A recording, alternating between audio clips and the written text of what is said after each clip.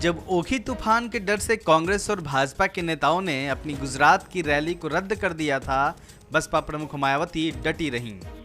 भारी बारिश और तूफान की संभावनाओं के बीच मायावती ने राजकोट में बसपा के कार्यकर्ताओं को संबोधित किया।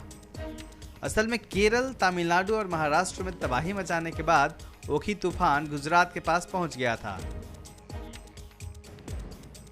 इसके प्रभाव से गुजरात में अहमदाबाद, सूरत, राजकोट समेत करीब 22 जिलों में बारिश हो रही थी, जिसको देखते हुए भाजपा अध्यक्ष अमित शाह और कांग्रेस उपाध्यक्ष राहुल गांधी ने मंगलवार को गुजरात में अपनी रैलियां रद्द कर दी।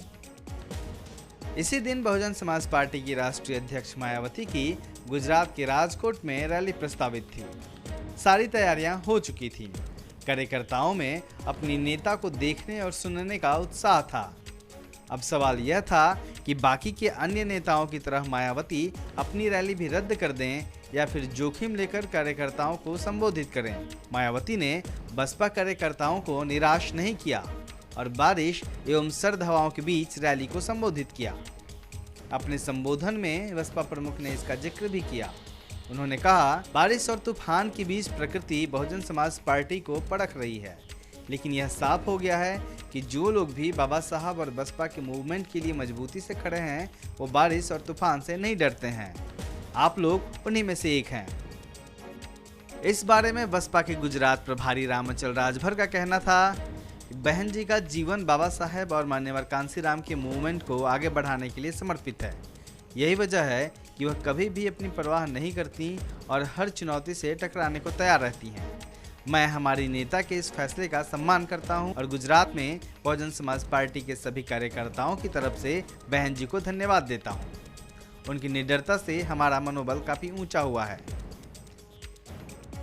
असल में इस पर बसपा के सामने गुजरात को लेकर कई चुनौतियां हैं।